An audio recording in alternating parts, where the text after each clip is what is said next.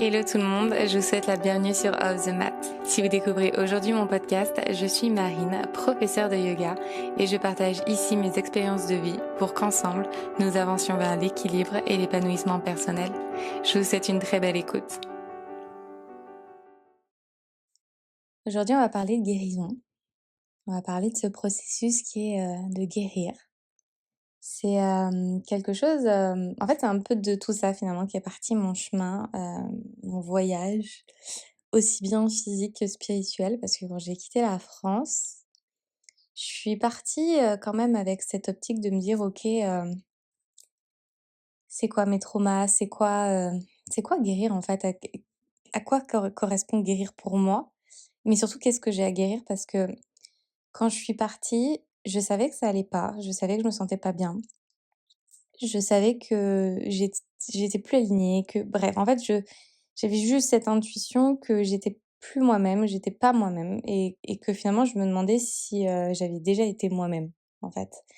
J'avais tellement été mise dans un chemin, sans jeter la pierre à qui que ce soit, mais on m'a tellement placée, en fait, sur un chemin, et je sais qu'à chaque fois que j'ai pris des décisions et là je parle plus pour le côté un peu, scolaire, pro et cetera, je l'ai fait, parce qu'on m'a guidée et on m'a très bien guidée. Mais on m'a guidée dans une direction et j'avais pas encore, on va dire, les capacités ou la connaissance de mon jeu pour prendre des décisions qui me semblaient être justes. Parce que la jeunesse et parce que, l'inconscience tout simplement de ce côté, tellement plus, spirituel qu'on nous apprend pas à l'école. En tout cas dans la société dans laquelle j'ai grandi. On a quelque chose quand même qui est très pragmatique, qui est très, concret, qui est très, yang, on va dire. Et étant de nature déjà très yang, autant vous dire que, ma connexion à l'émotionnel, elle n'existait pas. J'ai je suis encore beaucoup quand même connectée à mon mental et c'est quelque chose que le yoga, m'a aidée justement à un peu, modifier. Mais voilà, quand je suis partie, en fait, j'avais ce truc de me dire: «OK, il y a des choses à aller guérir, je vais aller les guérir et puis une fois que je serai guérie, je reviendrai et tout ira bien et je serai heureuse» et cetera. La réalité, c'est que guérir et là, je partage vraiment mon point de vue à cet instant T, peut-être que dans quelques mois, quelques années, ma vie aura encore changé parce que c'est ça qui est beau dans le voyage, c'est qu'en fait, plus on vit des choses, plus on rencontre des gens, plus on affine, sa compréhension du monde et récemment, en fait, j'ai compris que guérir, en fait, c'était pas une fin, en fait. C'est pas vraiment une destination, c'est vraiment un voyage et si on entreprend son chemin dans la guérison avec cette volonté à un moment de se dire: «OK, mon point final, c'est je suis guérie, il y a plus rien qui me fait du mal, il y a plus rien qui me tire vers le bas» et cetera. Je pense que alors je sais pas si c'est se mentir à soi-même, mais c'est en tout cas pas être, juste et honnête, vis-à-vis de ce qu'est vraiment la guérison. Et surtout, on a le risque en fait, presque de baisser les bras ou de sentir en fait qu'on est frustré ou qu'on est nul et qu'on comprend rien. Parce qu'en fait, la guérison, c'est quelque chose qui s'inscrit, sur le long terme et j'ai cette sensation que bon, moi, j'ai aussi cette croyance-là, de par la philosophie du yoga, que on a une âme qui vit éternellement et que notre enveloppe physique, elle se réincarne dans plusieurs vies et qu'on vit, par exemple, n'importe quoi, 90 ans. 90 ans à l'échelle d'une âme, c'est rikiki et cette multiplicité justement des vies nous permet de guérir petit à petit notre âme pour un jour peut-être atteindre justement ce samadhi, cette liberté, cette lumière intérieure qui nous fait nous sentir, hyper légers, hyper en paix et en joie, inconditionnelle avec soi-même. L'amour inconditionnel, bliss comme on dit. Hem, mais dans cette vie-là physique, moi je considère à présent la guérison comme quelque chose de bon déjà de non linéaire, ça c'est certain, mais aussi quelque chose qui n je ne vais pas y trouver une finalité quand mon corps physique s'éteindra dans cette vie et c'est OK au contraire. En fait, mon rôle à moi, ma mission aujourd'hui, c'est de poursuivre ce voyage dans la guérison pour mon âme, c'est mon rôle, c'est de lui apporter des nouvelles clés, de continuer ce travail spirituel, émotionnel pour justement parvenir, doucement à cicatriser ces plaies. La guérison, parce qu'en fait, on parle beaucoup de que ce soit en yoga ou que ce soit en développement personnel, les coachs en ligne et cetera, je vais te guérir, je vais te montrer comment guérir. Et moi, plus j'avance, que ce soit avec moi-même, mais aussi que ce soit avec, vous, alors parfois j'ai un peu du mal à dire élève parce que je nous considère vraiment à part égale, en fait, comme, des femmes qui sont connectées. Pour la plupart, on est des femmes. Je sais qu'il y a aussi des hommes qui m'écoutent, mais je n'aime pas dire en fait: «OK, fais ci, fais ça et tu vas guérir», parce que je pense que c'est pas vrai. Ça, c'est la première chose et ensuite de ça, le travail, il doit venir de soi. On pourra te donner toutes les clés que tu veux si tu n'es pas, en mesure vraiment de t'ouvrir à ces clés-là et vraiment d'aller faire ce travail sur toi-même en sortant de des cases, en fait, en sortant, on va dire, d'un modèle, préconçu de la guérison, mais vraiment en adaptant à soi. Et c'est peut-être un petit peu bête ce que je vais dire, mais je vais parler du quand on pratique, moi, c'est mon voyage, il est sur l'équilibre sur une main. Ton voyage, ça peut être l'équilibre sur les 2 mains ou tout autre, voilà, voyage que tu es en train d'entreprendre pour apprendre quelque chose. Je me rends compte que certaines personnes vont faire tels exercices, mais que pour moi, en fait, ça fonctionne pas. J'ai beau les faire, cette personne, elle progresse, moi, je progresse pas. Et quand en fait j'accepte de sortir d'un moule et de me dire en fait: «Mais c'est très bien si ça a fonctionné pour cette personne, mais moi ça fonctionne pas et je sens que c'est plus de cette manière-là que ça va fonctionner, donc je me fais confiance, je suis mon propre processus et j'adapte sur mon chemin». Et là, je commence à faire des progrès et je vois vraiment ce travail, sur soi, même s'il est émotionnel, il est spirituel, c'est exactement la même chose. C'est-à-dire on va te donner des clés, on va te donner des outils, mais tu peux pas prendre ça, en fait, comme argent comptant. Il faut que tu puisses être à l'écoute de toi et il faut vraiment que tu prennes du recul. Ouais, un peu ce côté un peu, je dézoome, hop, je regarde ce qui se passe à l'extérieur et je prends du recul et avec du recul, donc avec beaucoup plus de neutralité, d'objectivité, je peux ajuster mon chemin. Finalement, le yoga, c'est aussi ça qui nous apprend et quand on se plonge vraiment dans le développement, entre guillemets, «développement personnel», peu importe comment on l'appelle, c'est c'est vraiment de s'approprier, en fait, la chose. Parce que il y a pas un truc qui va fonctionner pour tout le monde, c'est pas possible. Et ça, je m'en rends compte, en fait, en grandissant. Pareil avec l'école, en fait, c'est toutes ces choses-là, c'est qu'en fait, on va vous donner des choses, des standards, mais si on prend ces standards comme ils sont et qu'on les ajuste pas à son individualité, à sa singularité, on pourra pas avancer. Et je pense que c'est là, en fait, qu'on a une certaine sagesse, une certaine maturité spirituelle, quand on est capable, en fait, à chaque étape, en fait, de prendre du recul. Si on a la sensation qu'on progresse plus, qu'on stagne ou bref, en fait, rien n'a changé, il faut prendre ce temps de recul pour s'asseoir avec soi-même.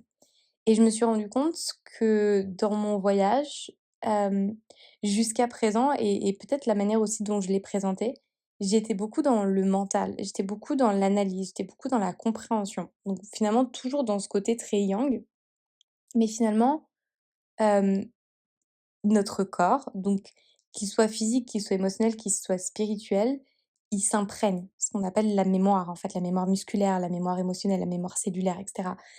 Tout ça, en fait, tous nos traumatismes, toutes nos expériences passées sont imprégnés en nous et ça prend énormément de temps et de répétition surtout, de désapprendre. Et désapprendre, c'est quelque chose qui doit forcément s'inscrire sur le long terme, mais aussi dans la pleine conscience de ce que l'on fait et pourquoi on le fait. Je pense que pour guérir, il faut arriver. Et je suis la première à être challengée par ça parce que je suis vraiment quelqu'un d'hyper yang, naturellement hyper yang. J'essaie de réintégrer justement des choses yin dans ma vie pour être plus dans ce côté intuitif, plus dans ce côté féminin et je parle d'énergie, hein, féminine. Ce côté beaucoup plus créatif, beaucoup plus, connecté finalement au cœur. de pas juste être dans la tête et dans les pensées et dans le mental et dans cet esprit d'analyse, mais être vraiment dans le ressentir. Ressentir ses émotions. Ressentir ses émotions, c'est pas comprendre ses émotions. Comprendre, là, déjà, on est dans le cerveau, masculin. Ressentir ses émotions, c'est fermer les yeux et juste qu'est-ce qui se passe, en fait? Qu'est-ce qui se passe dans mon corps? Qu'est-ce qui se passe? Est-ce que j'ai des frissons? Est-ce que je shake? Qu'est-ce qui se passe, en fait, quand je ressens de la colère? Qu'est-ce qui se passe quand je ressens de la tristesse? Qu'est-ce qui se passe quand je ressens de la joie? Personnellement, moi, c'est pas quelque chose qu'on m'a appris, c'est pas quelque chose qui est naturel. Peut-être que certaines qui vont m'écouter vont dire: «Bah oui, mais moi, en fait, c'est déjà comme ça, en fait, que je processe, tout ça dans ma vie». Moi, c'est pas quelque chose qui est naturel, donc c'est quelque chose qui est nouveau et que c'est pour ça que j'avais envie de le partager parce que je pense qu'on est quand même on évolue dans une société où on nous ramène toujours au mental, on nous ramène toujours à cette analyse, de comprendre ce qui est en train de se passer, mais moi, non, je dis: «Il faut ressentir».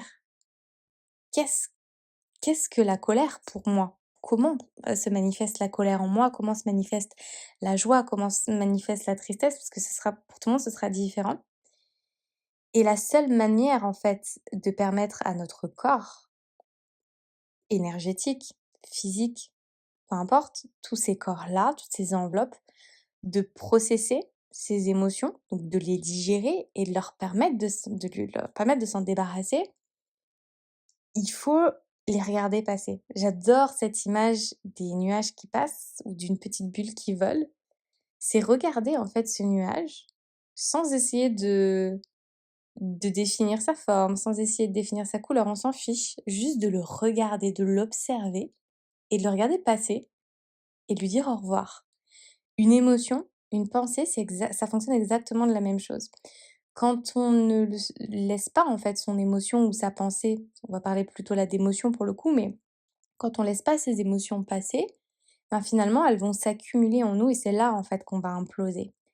Et notre corps, il vient accumuler toutes ces émotions et à un moment, bah, juste on explose et cette explosion, elle peut être, complètement elle peut être, exprimée, dans le monde extérieur, mais elle peut être aussi source d'implosion où, voilà, on va faire une crise d'anxiété, on va faire une crise de colère, de sanglots et cetera. Si on suit pas ce processus-là de laisser passer ses émotions et de s'en libérer, alors elles s'accumulent et c'est là, en fait, qu'on va développer des alors ça peut, hein, aussi se transformer en maladie physique, mais aussi beaucoup de voilà, de cette sensation, bah, d'être oppressé et moi, je le vois avec ma famille proche, notamment des anciennes générations et j'essaye d'expliquer, j'essaie de transmettre ces choses-là. C'est difficile parce que c'est encore enfin, je pense, c'est des générations qui sont et je fais pas de généralité, moi, c'est ce que j'observe autour de moi, mais qui sont encore qui en fait, qui ont un peu ces œillères et qui arriveront pas, je pense, à faire tomber ces œillères parce qu'il y a vraiment une manière de voir les choses et de vivre les choses qui sont différentes. Moi, j'ai cette sensation qu'on est une génération chanceuse parce qu'on a eu plus jeune, plus tôt, des clés pour, ou en tout cas des enseignements, l'accès à des informations en tout cas, qui nous permettent d'ouvrir notre esprit à d'autres manières de voir les choses, à d'autres manières de vivre et moi, j'ai été très chanceuse puisque j'ai été aussi entourée malgré tout, de personnes qui m'ont enfin d'une famille qui m'a en tout cas, soutenue dans une direction, même si c'était pas forcément une direction ou une manière de penser qui était, compréhensible pour eux, mais qui se sont dit: «Bah, en fait, voilà, elle a envie d'aller vers ça, donc laissons-la aller vers ça et voir enfin, de quelle manière elle se sent bien avec tout ça». Et aujourd'hui, je me rends compte quand en ayant grandi comme ça, en vieilli aussi un petit peu, bah, que finalement aujourd'hui j'ai la chance d'avoir une vision et une grille de lecture du monde qui est beaucoup plus vaste et qui me permet d'approcher la vie et de vivre ma vie de manière beaucoup plus sereine parce que j'ai des outils. Et notamment moi je suis quelqu'un qui suis très anxieuse parce que justement je suis quelqu'un de très sensible, donc de très émotionnel et parfois je me rends pas compte en fait que je suis en train d'accumuler des émotions. Je les suppresse. Alors je sais pas si ce mot existe en français, mais en anglais je le trouve très fort et je le trouve très juste. When you suppress your emotions, c'est que vraiment tu les gardes en toi, tu les presses ensemble et tu t'en rends pas forcément compte parce que tu te dis que c'est pas grave, que ça nécessite pas de créer un conflit, que de toute façon la personne en face de soi, elle va pas forcément comprendre et moi j'apprends en fait à ne plus forcément, exprimer verbalement les choses quand je sais que de toute façon ces choses-là, elles ne sauront pas être entendues à leur juste valeur sans être blessantes et je me rends compte que parce qu'enfin, j'ai eu un peu cette phase de: «C'est mieux de rien dire, c'est mieux d'être dans le silence». Ensuite, j'ai eu un peu cette phase de: «Non, c'est mieux de tout communiquer, de tout dire». Et maintenant, je suis un peu dans cette phase de et peut-être parce que j'en ai la capacité, je sais pas, de me dire: «En fait, là, dans cette situation-là, vis-à-vis de telle personne, je peux maintenir mon silence et dans cette situation-là, je peux m'exprimer, je peux dire les choses verbalement parce que je sais qu'elles seront entendues.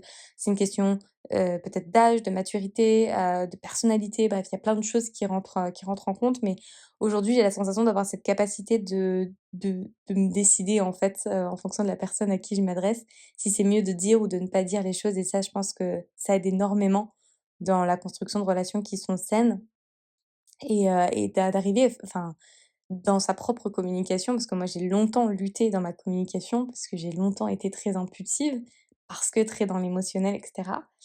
Hem et aujourd'hui en fait de me dire: «OK, hem, quand j'ai pas la possibilité, d'être entendue et ben, j'ai un gros travail à faire avec moi-même et avec mes émotions» et je trouve que c'est un peu là le plus challengeant, mais c'est aussi là en fait où on grandit le plus.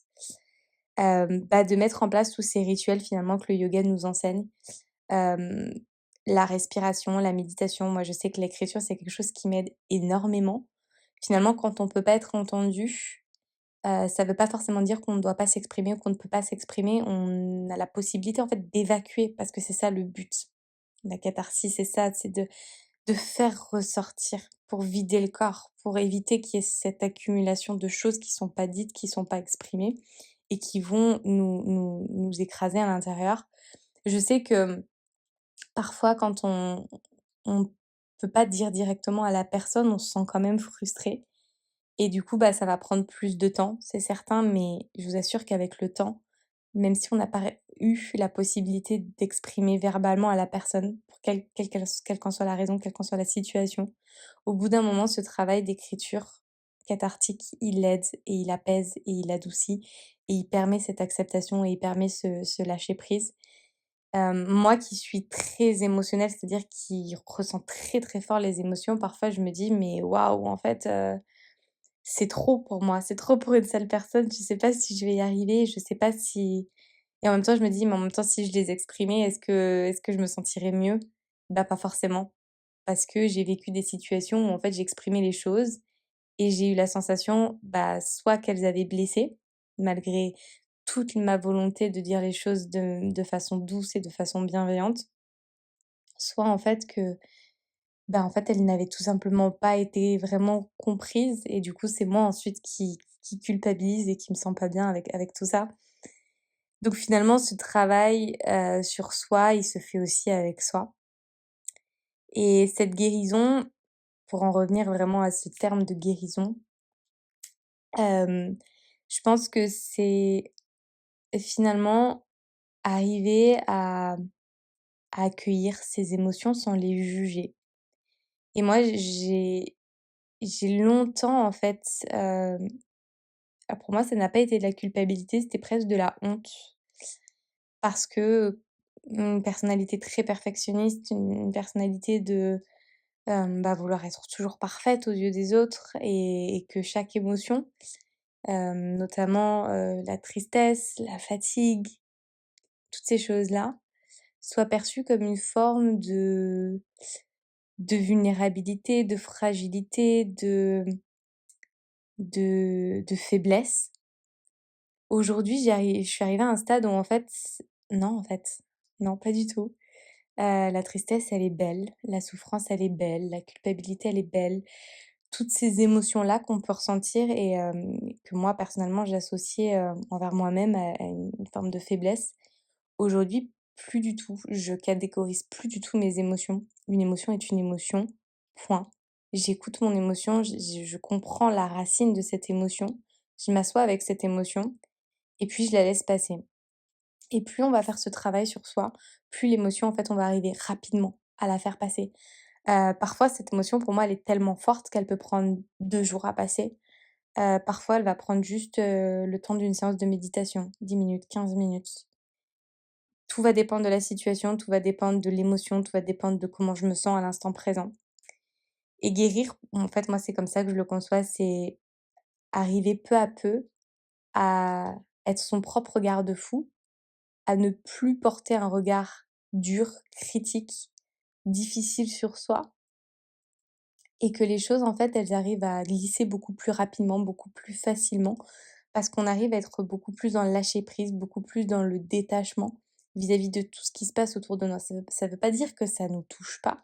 Ça veut simplement dire que ça ne nous définit pas et qu'on ne se laisse pas affecter, justement, par toutes ces choses-là autour de nous.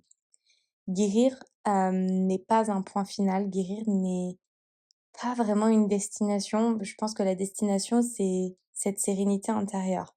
Cette sérénité intérieure, c'est pas quelque chose qu'on peut maintenir. J'en ai déjà parlé de l'équilibre. L'équilibre, c'est la somme de nos déséquilibres. On ne peut pas concevoir l'équilibre sans déséquilibre.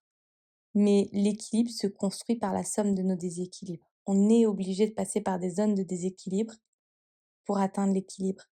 Pareil, la progression, cette courbe de progression, j'en parle souvent, c'est des petits zigzags en fait, en forme de qui va monter, en forme de courbe qui monte, mais quand même des hauts, des bas, des hauts, des bas, des hauts, des bas qui vont ensuite former. C'est pas une courbe linéaire. Ça, c'est pas possible. Ça, c'est une utopie. C'est la perfection de quelque chose qui n'est pas réaliste en fait, tout simplement. C'est de l'illusion.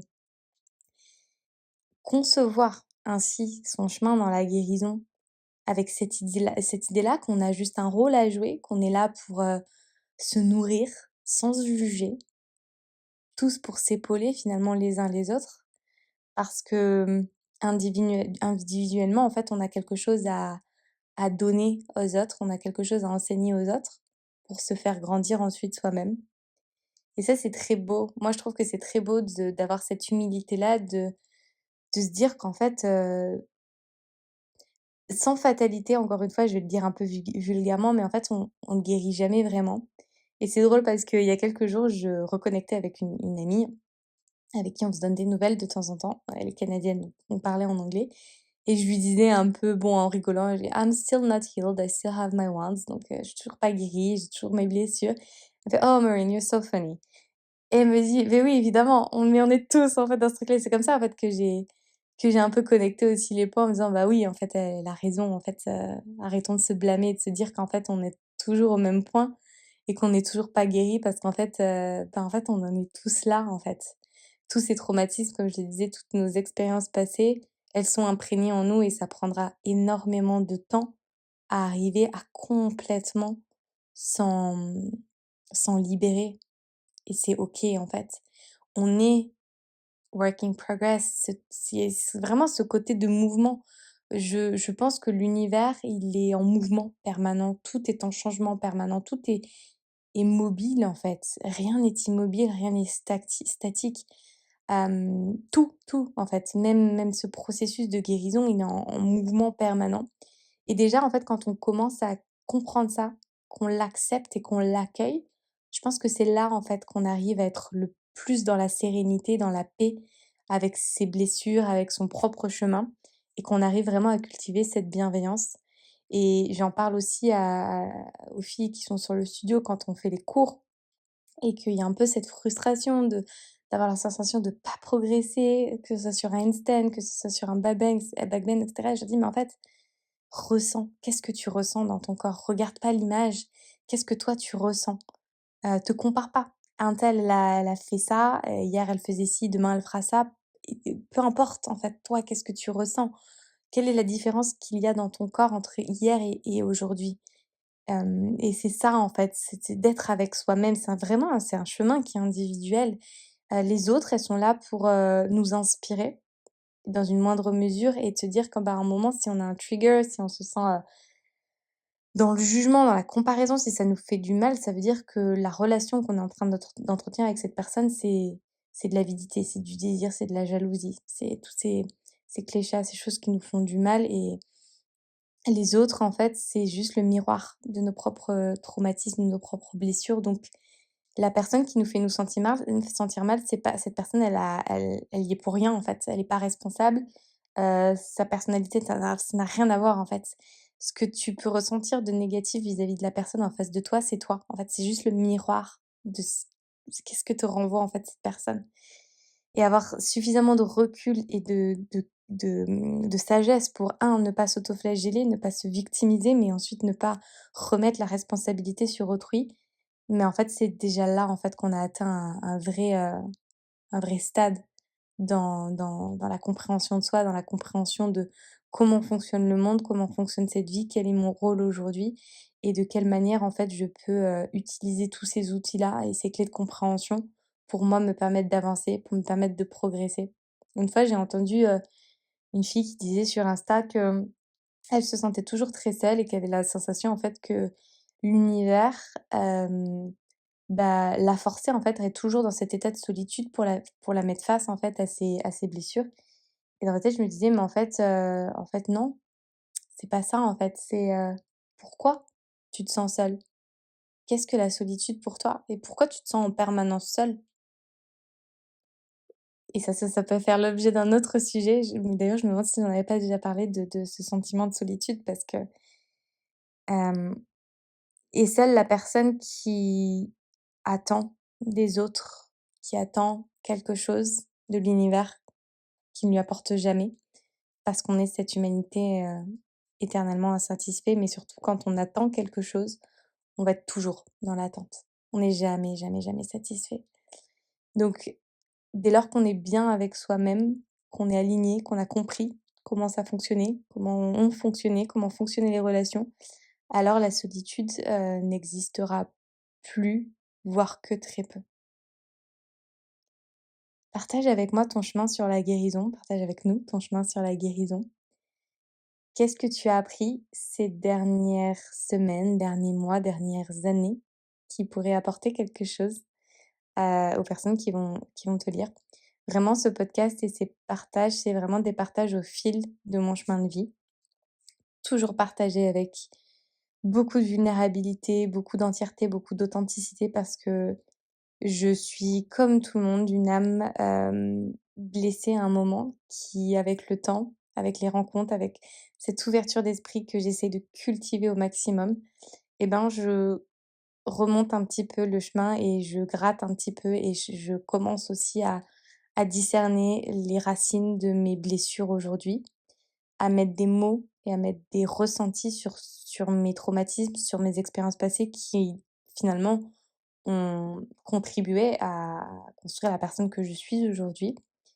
Et le yoga et le côté aussi relationnel, ces connexions de femme à femme, me permettent aussi à moi de progresser et de doucement commencer un petit peu à penser à ces petites douleurs qui m'habitent, mais qui doucement commencent quand même à s'estomper. Donc partage avec nous, j'aime dire ce nous, ton chemin, s'il y a des choses qui ont résonné, des choses avec lesquelles tu n'es pas d'accord, des choses avec lesquelles tu es d'accord, vas-y, partage-les en commentaire, je réponds à tout le monde. Merci d'être toujours plus nombreux et nombreuses à m'écouter, à partager aussi avec énormément de bienveillance vos parcours parce que c'est comme ça, je trouve que le podcast se nourrit. N'hésitez pas toujours en dessous des épisodes à me faire des suggestions de sujets, des choses que vous aimeriez que j'aborde. Pourquoi pas des formats différents aussi. J'aimerais aussi faire un peu évoluer le podcast. Pas rester non plus que sur de l'interview pure. J'ai l'impression d'avoir fait peut-être un peu le tour de ça, mais j'aimerais apporter une valeur, nouvelle et différente. Voilà, donc partagez-moi tout ça. J'espère que ces mots résonneront en vous et qu'ils vous inspireront dans votre chemin de vie. Si cet épisode vous a plu, n'hésitez pas à écouter le reste de la playlist et à rejoindre dès aujourd'hui Luna, une communauté bienveillante que j'ai à cœur de guider chaque semaine vers le bien-être et la pensée positive au travers de mots doux inspirants. Encore merci pour votre écoute et je vous dis à très vite.